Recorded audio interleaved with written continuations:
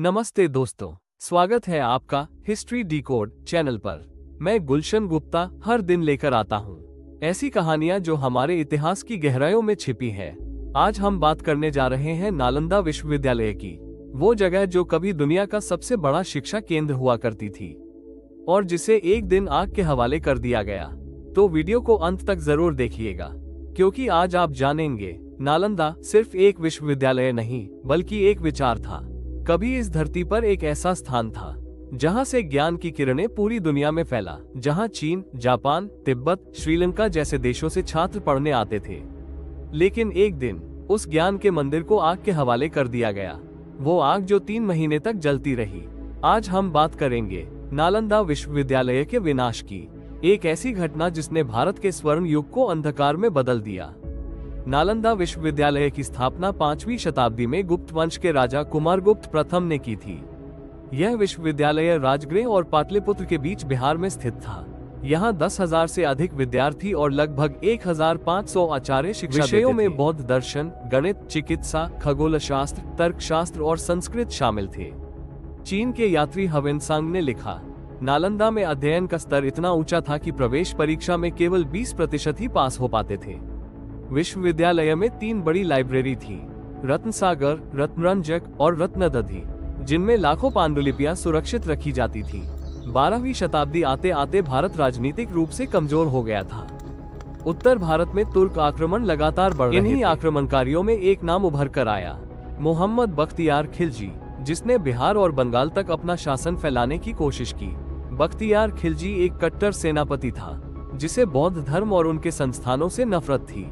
3 महीनों तक जलती रही नालंदा की लाइब्रेरी। नालंदा की सबसे बड़ी विशेषता थी उसकी विशाल लाइब्रेरी, जिसे रत्नसागर, रत्नरंजक और रत्नदधि नाम से जाना जाता था। कहा जाता है कि जब इन्हें आग लगाई गई तो उसमें इतनी पांडुलिपियां और ताड़पत्र थे कि वो आग 3 महीने तक बुझी नहीं। उन ग्रंथों में गणित, खगोलशास्त्र, आयुर्वेद, चिकित्सा, दर्शन, बौद्ध तर्कशास्त्र जैसी सैकड़ों विधाओं का ज्ञान था, जो हमेशा के लिए नष्ट हो गया। इतिहासकार मिन्हाज उस सिराज की किताब तबकात-ए-नसीरी में लिखा है, जब बख्तियार खिलजी ने बिहार पहुंचकर वहां के बौद्ध मठों और विहारों को देखा तो उसने समझा कि यह सब काफिरों के घर है। उसने आदेश दिया कि इन्हें जला दिया जाए। नालंदा विश्वविद्यालय उस समय बौद्ध शिक्षा का सबसे बड़ा केंद्र था, जहां हजारों भिक्षु और विद्यार्थी प्रतिरोध करने निकले उन्हें तलवार से मार दिया गया। जो भागे वे तिब्बत या नेपाल की ओर चले गए। बख्तियार खिलजी का नाम इतिहास में एक ऐसे व्यक्ति के रूप में दर्ज है जिसने भारत के ज्ञान को मिटाने की कोशिश की। लेकिन सच्चाई ये है, आग किताबों को जला सकती है, ज्ञान को नहीं। आज जब नया नालंदा विश्वविद्यालय फिर से बन चुका है तो यह उसी विचार का पुनर्जन्म है कि ज्ञान को कभी पूरी तरह मिटाया नहीं जा सकता। क्योंकि वे जानते थे कि मानव सभ्यता का सबसे बड़ा ग्रंथालय जल चुका है। नालंदा को जलाने वाले का नाम मिट गया, लेकिन नालंदा का नाम आज भी जीवित है। यही इतिहास का न्याय है। नालंदा सिर्फ ईंटों और पत्थरों का ढांचा नहीं था, वो भारत की सोच, संस्कृति और आत्मा था। उसे मिटा दिया गया, लेकिन उसके विचार अब भी जीवित हैं।